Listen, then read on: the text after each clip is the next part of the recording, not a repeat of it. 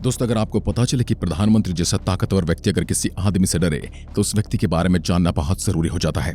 आज हम उसी इंसान के बारे में बताने वाले हैं और ये वो समय था जब महाराष्ट्र में रहने वाले मराठियों को नीचा दिखाया जाता था। महाराष्ट्र में एक से बढ़कर एक कंपनी मौजूद थी, लेकिन वहां पर जितने भी ऊंचे बड़े पद पर वहां गुजरातियों, दक्षिण भारतीयों और बिहारियों को कब्जा था। महाराष्ट्र में रहने वाले मराठी लोगों को बहुत ही छोटे पद पर नौकरियां दी जाती थी, यहाँ तक कि बहुत सी जगह पर उन्हें नौकरी देने से इनकार तक कर दिया जाता था। इन सभी से तंग होकर एक खतरनाक मराठी बाहर आया और उसे पतले से शरीर के मराठा आदमी ने महाराष्ट्र में मौजूद हर एक मराठी के अंदर ऐसा जोश भर दिया कि लाखों मराठी महाराष्ट्र की सड़कों पर निकल पड़े और उन सबकी जुबान से सिर्फ एक ही आवाज निकल रही थी कि लुंगी उठाओ और पुंगी बजाओ। महाराष्ट्र की हर दुकान, दफ्तर और कंपनियों में तोड़फोड़ होनी शुरू हो गई, जहां पर दक्षिण भारत और गुजरात में रहने वाले लोगों का कब्जा था। देखते ही देखते उस आदमी के पीछे महाराष्ट्र में रहने वाले लाखों मराठी की फौज खड़ी हो गई।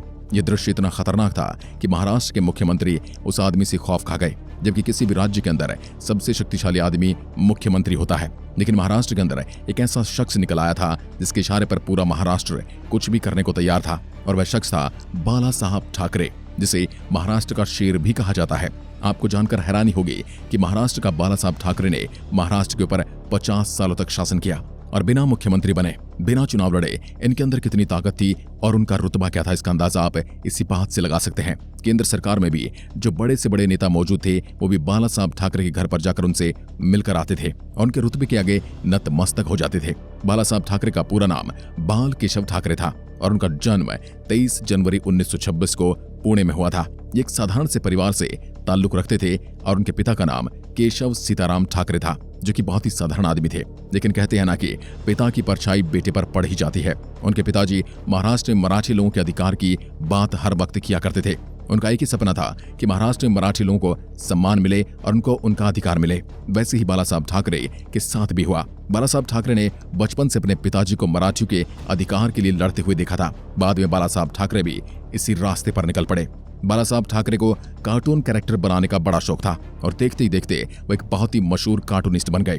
जब उनके पिता ने उनकी इस कला को देखा तो उन्होंने बाला साहब ठाकरे को और प्रोत्साहित किया। इसके बाद उनके कार्टून टाइम्स ऑफ इंडिया के संडे एडिशन में छपने लगे, लेकिन अक्सर वहां उन पर सरकार के खिलाफ कार्टून न बनाने का दबाव डाला जाता था। जिसके बाद उन्होंने साल 1960 में बाला साहब ने अपने भाई श्रीकांत के साथ खुद का अपना एक वीकली कार्टून मैगजीन मार्मिक शुरू किया और वहां पर उनके हर कार्टून मराठियों को सपोर्ट करने के लिए आते थे। बाला साहब अपने हर कार्टून में दिखाने की कोशिश करते थे कि महाराष्ट्र में किस तरीके से मराठी लोगों को दबाया जा रहा है और उन्हें अपने ही राज्य में रोजगार नहीं मिल पा रहा है। बाला साहब चाहते थे कि उनके कार्टून को देखकर महाराष्ट्र में रहने वाले लोगों के अंदर एक आक्रोश पैदा हो, लेकिन ऐसा हुआ नहीं। लगभग 6 साल का वक्त बीत गया और बाला साहब ठाकरे को समझ में आ गया कि सिर्फ कार्टून बनाने से बात नहीं बनेगी। जिसके बाद 19 जून 1966 को जब बाला साहब ठाकरे ने अपने कुछ साथियों की मदद से एक ऑर्गेनाइजेशन तैयार की जिसका नाम था शिवसेना। जी हाँ, वही शिवसेना जो इस वक्त महाराष्ट्र में कांग्रेस से अलायंस करके अपनी सरकार बना रही है। उस वक्त बाला साहब ठाकरे ने जिस शिवसेना को खड़ा किया था उसका एक ही मकसद था, छत्रपति शिवाजी की राह पर चलते हुए महाराष्ट्र में मराठों का उनका अधिकार दिलाना। धीरे धीरे मराठों को समझ में आने लगा कि कोई तो है जो उनका सपोर्ट कर रहा है और उनके लिए इतना काम कर रहा है। इसके चलते उनके ऑर्गेनाइजेशन को मराठा लोगों का बहुत सपोर्ट मिलने लगा। बाला साहब ठाकरे उस वक्त महाराष्ट्र के लोगों के लिए एक मसीहा बनकर आए थे और यही वजह थी कि महाराष्ट्र में रहने वाला हर एक नागरिक उनके सपोर्ट में खड़ा हो गया। पूरे महाराष्ट्र में 100 से ज्यादा शिवसेना के कार्यालय तैयार किए गए। देखते ही देखते उस बाल ठाकरे ने घर घर तक शिवसेना और उनके मकसद को पहुंचा दिया। साल 1966 में ही उनकी सबसे पहली रैली में लाखों लोग सड़क पर निकल पड़े थे। इतनी भीड़ आज तक किसी राजनेता, मुख्यमंत्री या प्रधानमंत्री के लिए इकट्ठा नहीं हुई थी। महाराष्ट्र में यह वह दौर था जब दक्षिण भारत और गुजरात से आने वाले लोगों को महाराष्ट्र में नौकरी के अच्छे पदों पर रखा जाता था और मराठी लोगों को छोटे छोटे पदों पर रखकर उन्हें नीचा दिखाया जाता था। इसलिए बाला साहब ने सबसे पहले उन साउथ इंडियन और गुजरातियों को टारगेट करना शुरू कर दिया। उनके हर एक एक्टिविटी का मकसद सिर्फ एक ही था कि महाराष्ट्र में सबसे पहले अधिकार महाराष्ट्र में रहने वाले मराठियों को मिलना चाहिए। धीरे धीरे उनका आंदोलन बढ़ता चला गया और शिवसेना के कार्यकर्ता अब हर ऑफिस में तोड़फोड़ मचाना शुरू कर दिए थे। किसी भी जगह पर गुजराती, बिहारी और दक्षिण भारतीय लोगों का दबदबा होता था और महाराष्ट्र के लोगों के साथ कुछ भी गलत होता था तो वहां बाला साहब ठाकरे और शिवसेना तुरंत पहुंच जाते। हालात ऐसे हो गए थे कि शिवसेना के ऑफिस में हर रोज मराठी लोग अपनी समस्याओं को लेकर भीड़ लगाने लगे। वहां की सरकार महाराष्ट्र के लोगों को उनका अधिकार दिलाने के लिए कुछ नहीं कर रही थी। यही वजह थी कि शिवसेना के लोग पूरे मुंबई में तोड़फोड़ मचाने लगे थे। बाला साहब ठाकरे के साथ इतनी अधिक लोगों की संख्या थी कि पुलिस प्रशासन से लेकर हर कोई इस हिंसा को रोकने में बुरी तरह नाकाम था। और आखिरकार अंत में वह वक्त आ गया जब महाराष्ट्र सरकार को बाला साहब ठाकरे के साथ हाथ जोड़कर अपील करनी पड़ी कि कैसे भी करके महाराष्ट्र को बचा लो। आपको जानकर हैरानी होगी कि बाला साहब के महज एक इशारे से पूरा महाराष्ट्र शांत हो गया। जो काम पूरे महाराष्ट्र की लाखों पुलिस मिलकर नहीं कर पाई, वो बाला साहब ठाकरे का एक इशारा पूरे महाराष्ट्र को शांत करने के लिए काफी था। ये वही दौर था जब अयोध्या में राम जन्मभूमि के ऊपर बनी बाबरी मस्जिद को ढहाया गया था। आरोप लग रहे थे कि मस्जिद को ढहाने के पीछे शिवसेना और बाला साहब ठाकरे का भी हाथ था। इस पर बाला साहब ठाकरे ने जवाब दिया था कि अगर शिवसेना के लोगों ने ऐसा किया है तो इस पर मुझे गर्व है और इस काम में मेरा हाथ नहीं बल्कि मेरा पूरा पैर है।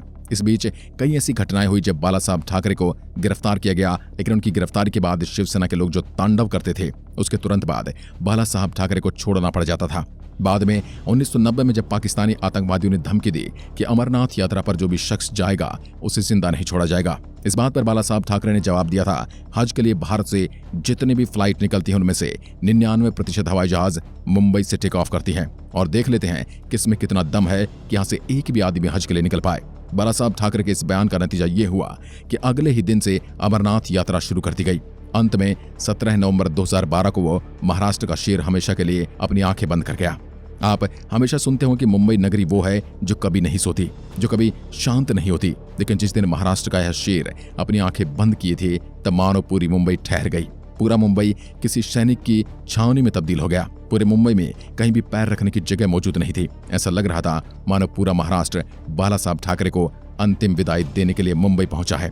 आपको जानकर हैरानी होगी, बाला साहब न तो कोई राष्ट्रपति थे, न ही प्रधानमंत्री और न ही मुख्यमंत्री, लेकिन इसके बावजूद भी उन्हें 21 तोपों की सलामी दी गई, जबकि ऐसा सिर्फ राष्ट्रपति या फिर प्रधानमंत्री के लिए ही किया जाता है। बाला साहब ठाकरे के जाने के बाद धीरे धीरे शिवसेना ने अपना वर्चस्व खो दिया और आज शिवसेना का क्या हाल है वह आप सब महाराष्ट्र में देख ही रहे होंगे। एक वक्त था जब बाल ठाकरे ने कहा था कि वे कभी भी कांग्रेस के साथ अलायंस नहीं करेगी, लेकिन आज शिवसेना कांग्रेस के साथ मिलकर महाराष्ट्र में अपनी सरकार बनानी है। अब इसे समय की डिमांड कहा जाए या फिर राजनीतिक लालच, आप अपनी राय कमेंट में लिखकर जरूर बताइएगा। और हाँ, जाने से पहले चैनल को सब्सक्राइब जरूर कर लें। धन्यवाद।